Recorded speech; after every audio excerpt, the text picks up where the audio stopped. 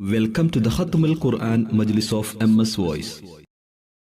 أعوذ بالله من الشيطان الرجيم. بسم الله الرحمن الرحيم. الحمد لله رب العالمين. الرحمن الرحيم. مالك يوم الدين. إياك نعبد وإياك نستعين. اهدنا الصراط المستقيم. صراط الذين أنعمت عليهم غير المغضوب عليهم ولا الضالين.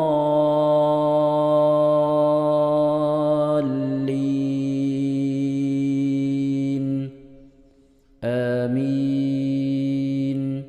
بسم الله الرحمن الرحيم. يا أيها الذين آمنوا أوفوا بالعقود. أحلت لكم بهيمة الأنعام إلا ما يتلى عليكم غير محل الصيد وأنتم حرم. إن الله يحكم ما يريد. يا أيها الذين آمنوا لا تحلوا شعائر الله ولا الشهر الحرام ولا الهدي ولا القلائد ولا آمين البيت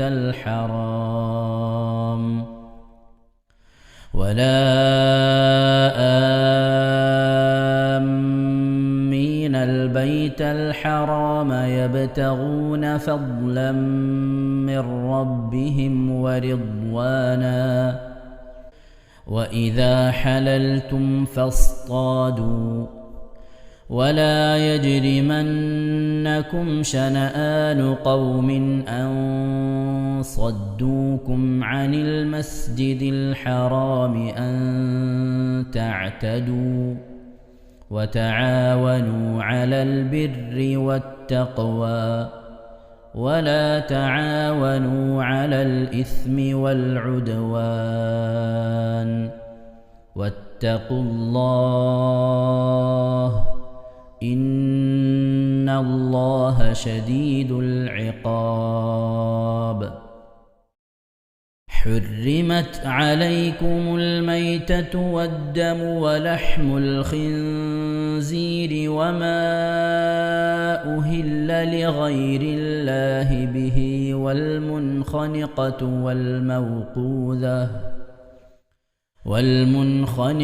والموقوذة والمتردية والنطيحة وما أكل السبع إلا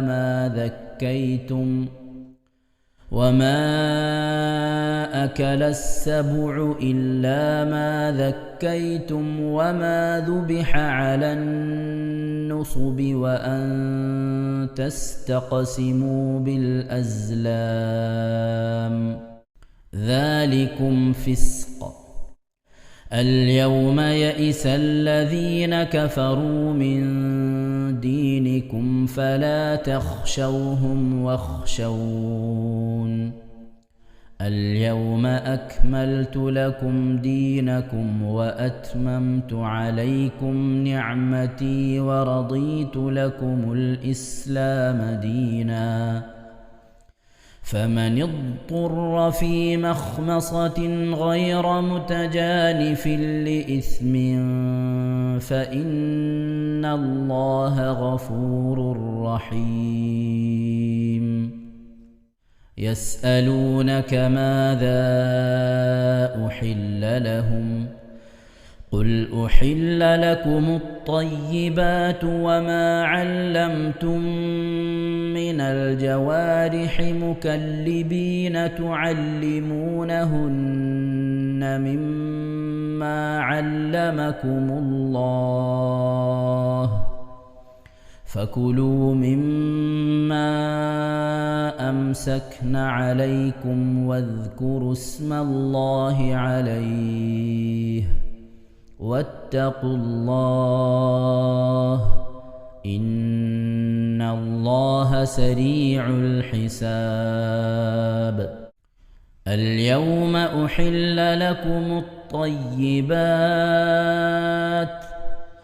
وطعام الذين أوتوا الكتاب حل لكم وطعامكم حل لهم والمحصنات من المؤمنات والمحصنات من الذين أوتوا الكتاب من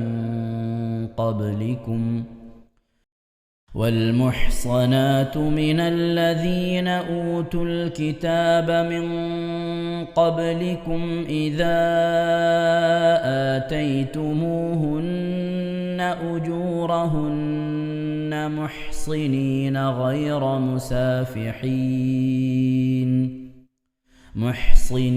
غير مسافحين ولا متخذي أخدان ومن يكفر بالإيمان فقد حبط عمله وهو في الآخرة من الخاسرين. يا أيها الذين آمنوا إذا قمتم إلى الصلاة فاغسلوا وجوهكم وأيديكم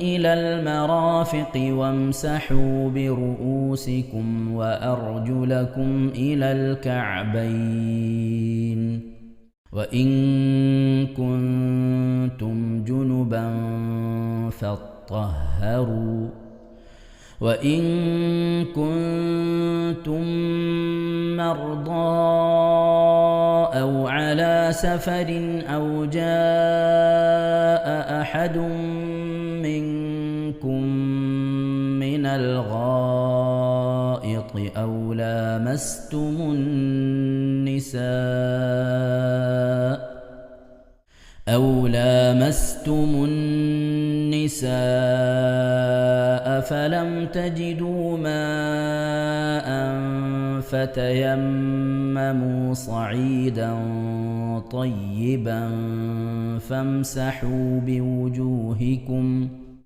فامسحوا بوجوهكم وأيديكم منه ما يريد الله ليجعل عليكم من حرج ولكن يريد ليطهركم وليتم نعمته عليكم لعلكم تشكرون.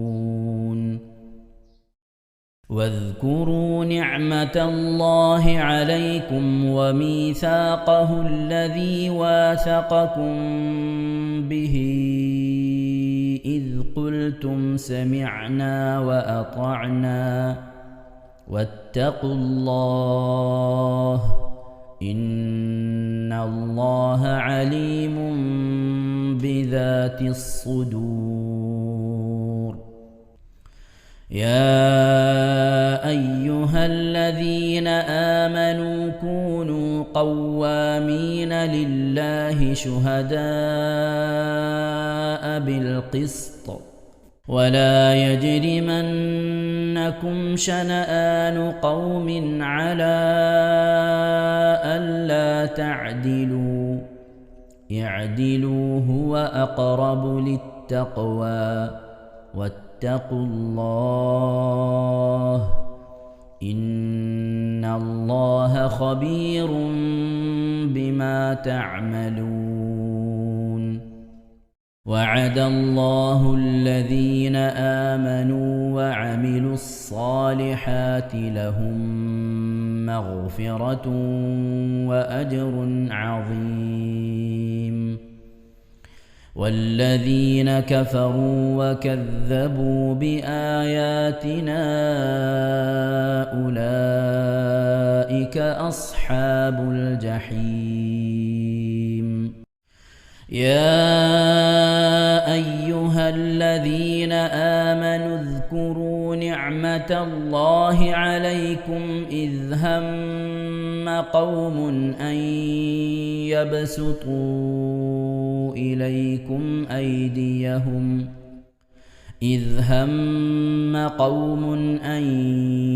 يبسطوا إليكم أيديهم فكف أيديهم عنكم واتقوا الله وعلى الله فليتوكل المؤمنون ولقد أخذ الله ميثاق بني إسرائيل وبعثنا منهم 12 نقيبا وقال الله إني معكم لئن أقمتم الصلاة وآتيتم الزكاة وآمنتم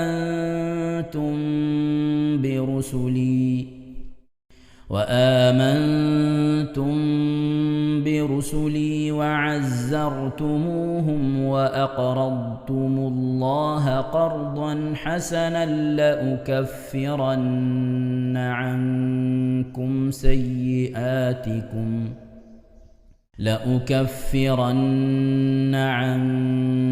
سيئاتكم ولأدخلنكم جنات تجري من تحتها الأنهار فمن كفر بعد ذلك منكم فقد ضل سواء السبيل فبما نقضهم ميثاقهم لعناهم وجعلنا قلوبهم قاسية يحرفون الكلم عن مواضعه ونسوا حظا مما ذكروا به ولا تزال تطلع على خائنة منهم إلا قليلا منهم فاعف عنهم واصفح إن الله يحب المحسنين صدق الله العظيم. പ്രിയമുള്ള മുഅ്മിനീങ്ങളെ, ഇത് പുണ്യ ഹബീബ് മുത്തു മുഹമ്മദ് മുസ്തഫ സ്വല്ലല്ലാഹു അലൈഹി വസല്ലമ തങ്ങളുടെ ജന്മം കൊണ്ട് അനുഗ്രഹീതമായ റബീഉൽ അവ്വൽ മാസമാണല്ലോ. അതുകൊണ്ട് തന്നെ മങ്കൂസ് മൗലിദിൽ നിന്ന് ഒരു ഹിക്കായത്തും അതിൻ്റെ ബൈത്തും ഇൻഷാ അല്ലാഹ് നമുക്ക് ഓതാം. അള്ളാഹു തൗഫീഖ് നൽകട്ടെ. ആമീൻ. ബിസ്മില്ലാഹിർ റഹ്മാനിർ റഹീം. روى كعب الأحبار رضي الله عنه لما أراد الله تعالى إظهار النور المخزون وإبراز الجوهر المكنون من عبد الله إلى بطن آمنة أطهر فتاة في العرب وذلك في ليلة الجمعة من شهر رجب أمر رضوان عليه السلام ففتح أبواب الجنان وتزينت الحور والولدان ودقت بشائر الأفراح وزهرت كواكب الصباح ونادى مناد في السماء والأرض ألا إن النور المكنون منه سيد البشر في بطن آمنة قد استقر ولما انتقل نور نبينا محمد صلى الله عليه وسلم من عبد الله إلى بطن آمنة اهتز الأرش طربا واستبشارا وزاد الكرسي هيبة وبقارا وامتلأت السماوات أنوارا وضجت الملائكة تهليلا واستغفارا فأصبحت آمنا. تلك الليلة والأنوار تلوه في جبهة المؤتمنة وأمنت به من المخاوف الكامنة وظهرت لاندقار نوره الآيات وتباشرت به جميع المخلوقات. ولما حملت به صلى الله عليه وسلم في رجب الهنا بشرت في شعبان بين المنى وقيل لها في رمضان لقد حملت بالمطهر من الدنس والخنا. وسمعت الملائكة في شوال يبشرونها بالظفر بغاية المنى. ورأت الخليل إبراهيم عليه السلام في ذي القعدة وهو يقول لها أبشري بالصاحب الأنوار والوقار والسنا. وأتاها في ذي الحجة موسى الكليم عليه السلام وأعلمها برتبة محمد صلى الله عليه وسلم وجاهه الأسنى. وناداها في محرم جبريل عليه السلام بأن وقت ولادتها قد دنا واصطفت الملائكة منزلها في صفر فعلمت أن موعد السرور قد قرب ودنا. فلما هل ربيع الأول أضاءت الأرض والسماء وأشرقت البيت والصفا. ثم لما جاء وقت الولادة وخرج منشور السعادة وجد بآمنة أمر الولادة وحان برود شمس السعادة تلألأ الحق نورا أضاء ونشرت له في الكون أعلام الدضاء. وإذا بطائر أبيض قد سقط من الهواء فمر بجناحيه على بطن آمنة مسرعا فضرب على المخاض ليلة الاثنين الثاني عشر من شهر ربيع الأول وولدت صبيحتها نبي الثقلين صلى الله عليه وسلم وعلى آله وصحبه أجمعين. صلى الله على سيدنا محمد صلى الله عليه وسلم. صلى الله على سيدنا محمد صلى الله عليه وسلم. صلى الله على سيدنا محمد صلى الله عليه وسلم. يا ربي صل على النبي محمد منجي الخلائق من جهنم في غادي. ولد الحبيب سيد المتعبد والنور من وجناته يتوقد. يا ربي صل على النبي محمد منجي الخلائق من جهنم في غادي. جبريل نادى فيما نشرة حسنه هذا مالح الكون هذا أحمد. يا ربي صل على النبي محمد منجي الخلائق من جهنم في غادي. هذا كحيل الطرف هذا المصطفى هذا جزيل الوصف هذا السيد. يا ربي صل على النبي محمد منجي الخلائق من جهنم في غاده. هذا جميل النعت هذا المرتضى هذا مالح الوجه هذا الأوحد يا ربي صل على النبي محمد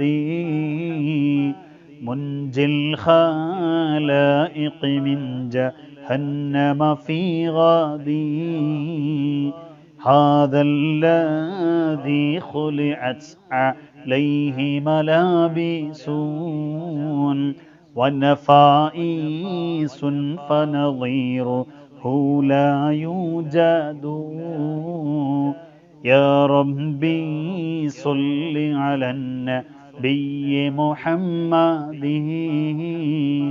منجي الخلائق من جهنم في غادي قالت ملائكة السماء بأسرهم ولد الحبيب ومثله لا يولد يا ربي صل على النبي محمد منجي الخلائق من جهنم في غادي بشرى لأمته برؤية وجهه هذا هو الجاه العظيم الأزيد يا ربي صل على النبي محمد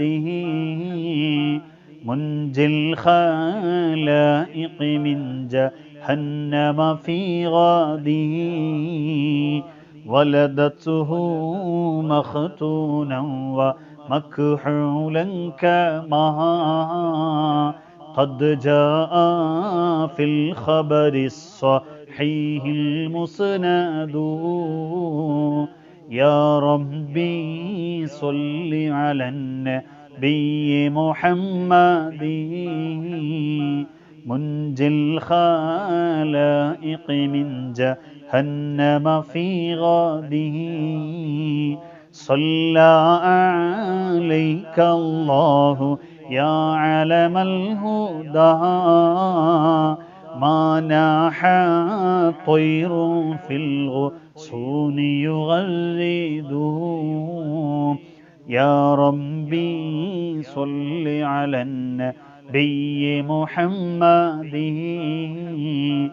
منجي الخلائق من جهنم في غاده صلاة وتسليم وأزكى تحيتي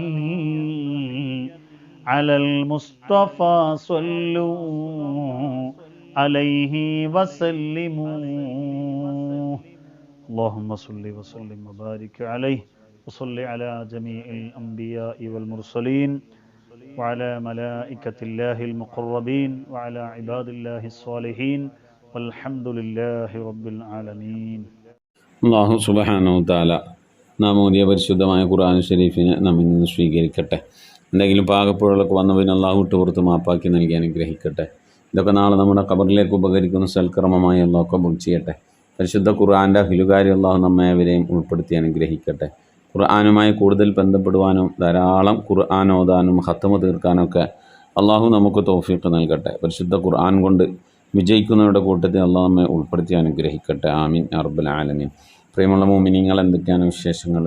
എല്ലാവർക്കും സുഖം തന്നെ അല്ലേ? അള്ളാഹു ഇഹത്തിലും പരത്തിലും നമുക്കൊക്കെ സുഖവും സന്തോഷമൊക്കെ നൽകി അനുഗ്രഹിക്കട്ടെ.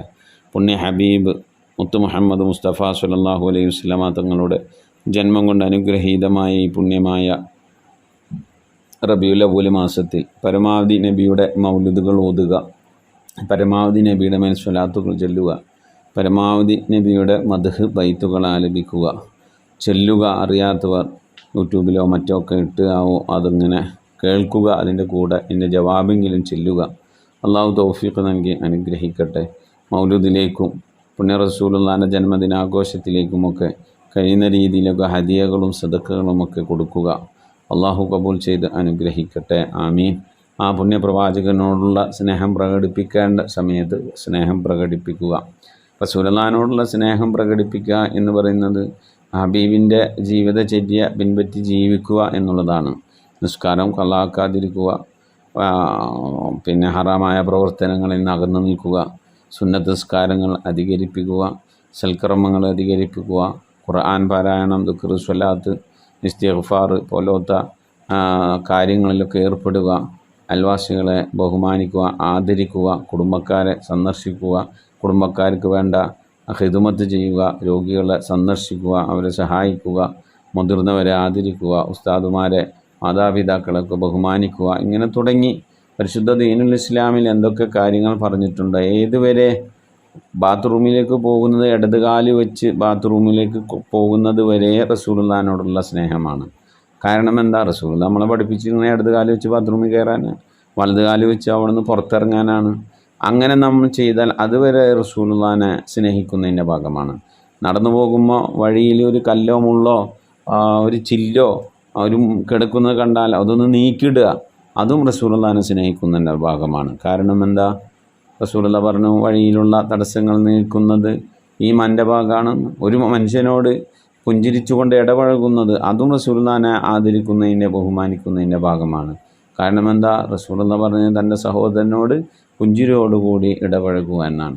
ഇങ്ങനെ തുടങ്ങി നാം ചെയ്യുന്നതായ എല്ലാ സുന്നത്തായ കാര്യങ്ങളും അത് അള്ളാഹുവിൻ്റെ റസൂലിനോടുള്ള സ്നേഹത്തിൻ്റെ ഭാഗമാണ്. എൻ്റെ ഹബീബിന് ഇഷ്ടമുള്ളത് ഞാൻ ചെയ്യുക. നമ്മളൊക്കെ ഭർത്താക്കന്മാരെ ഇഷ്ടപ്പെടുന്നവരാണ്, ഭർത്താക്കന്മാർ ഭാര്യമാരെ ഇഷ്ടപ്പെടുന്നവരാണ്. അവർ പരസ്പരം അവർക്ക് ഭർത്താവിന് ഇഷ്ടമില്ലാതെ ഭാര്യയും ചെയ്യില്ല, ഭാര്യന് ഇഷ്ടമില്ലാതെ ഭർത്താവും ചെയ്യില്ല. അതുതന്നെയാണ് സ്നേഹം. അങ്ങനെ ജീവിക്കുന്നവരുടെ ഇടയിൽ ഭയങ്കര സ്നേഹമായിരിക്കും. അതിനേക്കാളൊക്കെ എത്രയോ ഉപരി നാം റസൂലുള്ളാഹിനെ സ്നേഹിക്കണം. അപ്പോൾ റസൂലുള്ളാഹിക്ക് ഇഷ്ടമുള്ളത് നമ്മൾ ചെയ്യും, ഇഷ്ടമില്ലാതെ നമ്മൾ ചെയ്യേയില്ല, അതിനെക്കുറിച്ച് ചിന്തിക്കുന്നില്ല. അങ്ങനെയുള്ളൊരു മൈൻഡിലേക്ക് നമ്മളും നമ്മളെ മക്കളൊക്കെ വളരണം.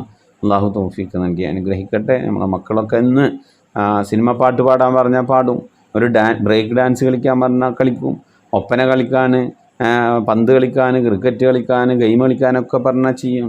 എന്നാൽ അള്ളാഹിൻ്റെ ഹബീബിൻ്റെ പേരിലൊരു പാട്ട് പാടാൻ, നബിദിനത്തിന് ഒരു പാട്ട് പാടാൻ പറഞ്ഞാൽ, ഒരു പ്രസംഗം എടുക്കാൻ പറഞ്ഞാൽ ഇന്ന് പല മക്കൾക്കും താല്പര്യമില്ല. കാരണം അങ്ങനെ അവരുടെ ഹൃദയങ്ങളിൽ നിന്ന് റസൂലുള്ളാഹി അകന്നു പോയിക്കൊണ്ടിരിക്കുകയാണ്. അങ്ങനത്തെ മക്കളുടെ ഹൃദയങ്ങളിലേക്ക് റസൂലുള്ളാഹിനെ ഇട്ട് കൊടുക്കേണ്ടത് ആരാ? അത് മാതാപിതാക്കൾ ഇട്ട് കൊടുക്കണം.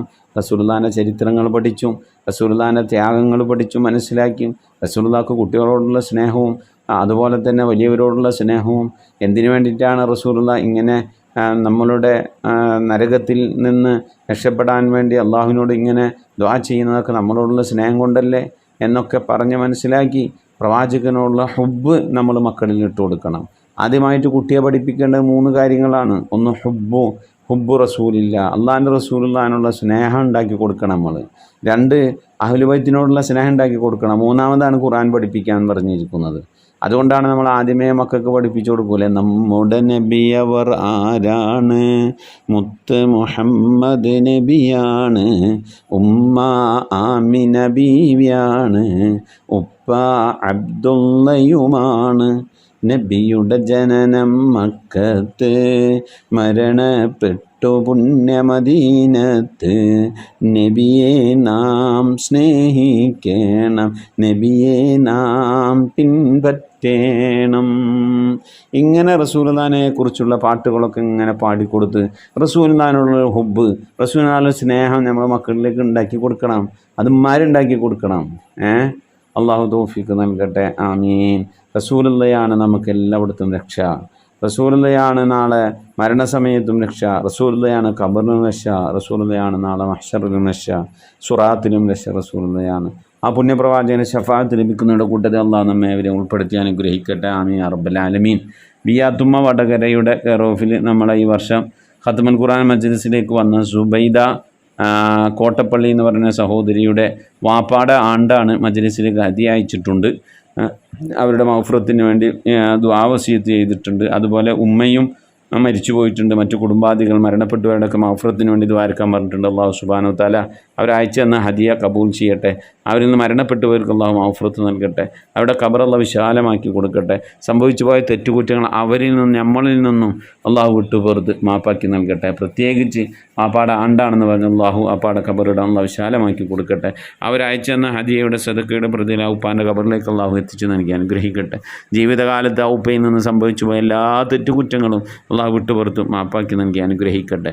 ജീവിതകാലത്ത് ആ ഉപ്പ ചെയ്ത എല്ലാ സൽക്കർമ്മങ്ങളും അള്ളാഹു സ്വീകരിച്ച് അർഹമായ പ്രതിഫലത്തിനും പരത്തിലും നൽകി അനുഗ്രഹിക്കട്ടെ.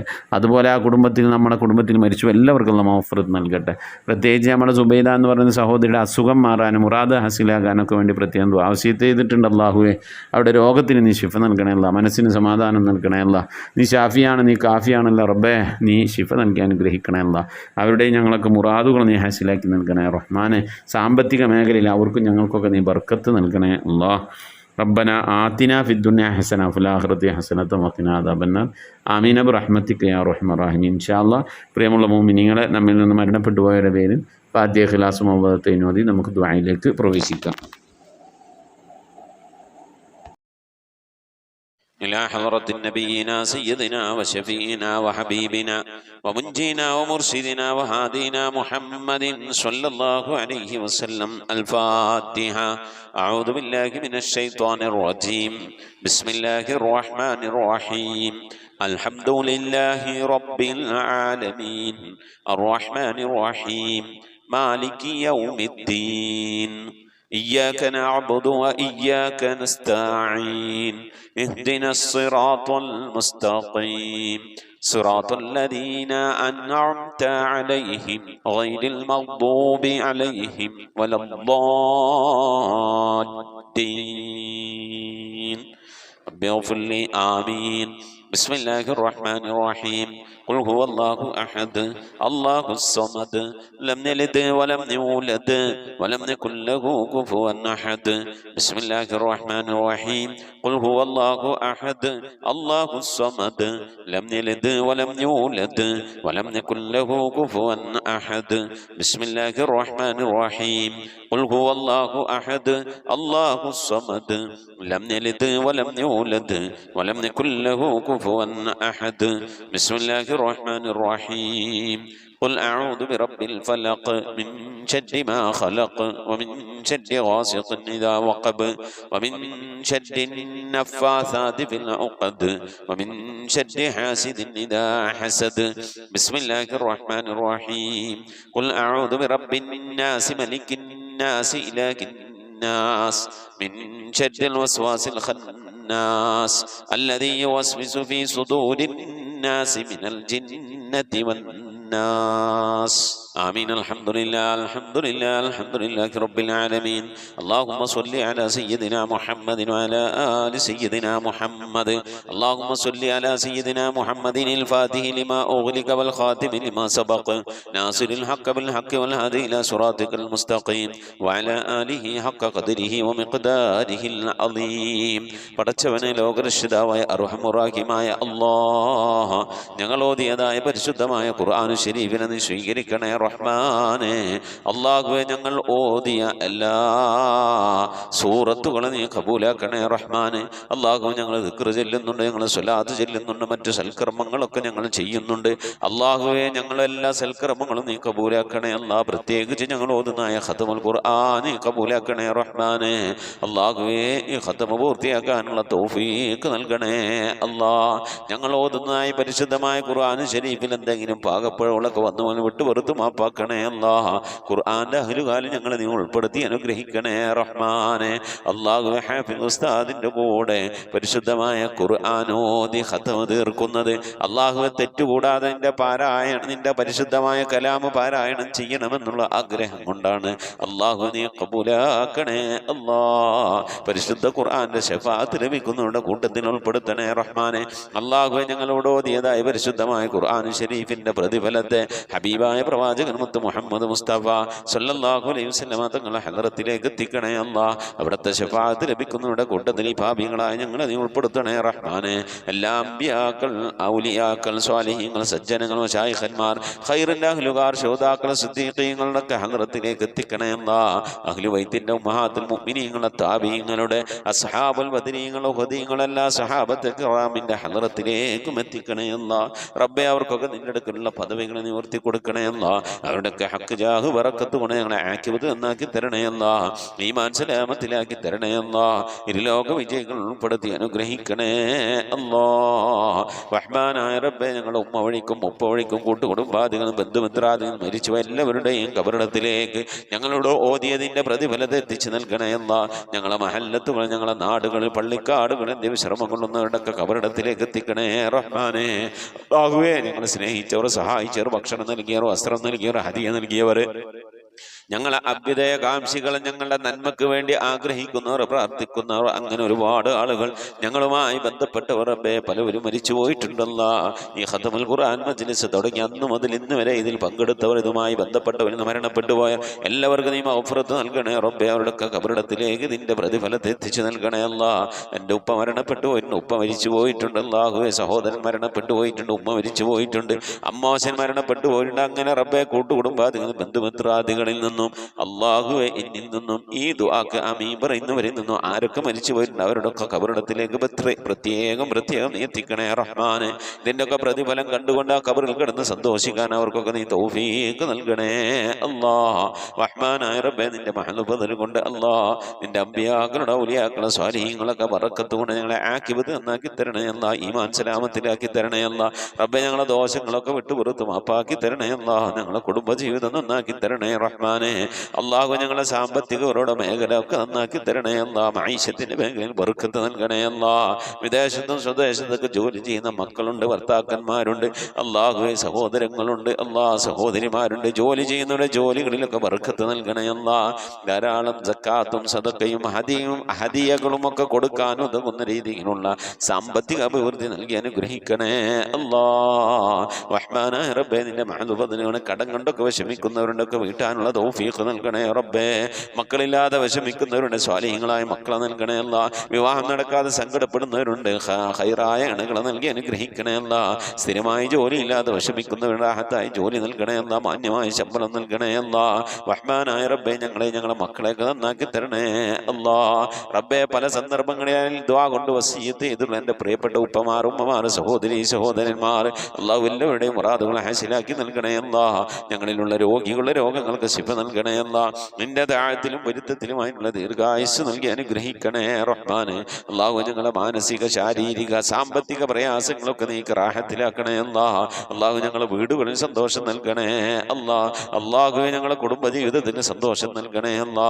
ഞങ്ങളുടെ ജോലികളിൽ, ബിസിനസ്സുകളിൽ, കച്ചവടങ്ങളിലൊക്കെ നീ ബർക്കത്തും സന്തോഷവും റാഹത്തും നൽകണേ അല്ലാ.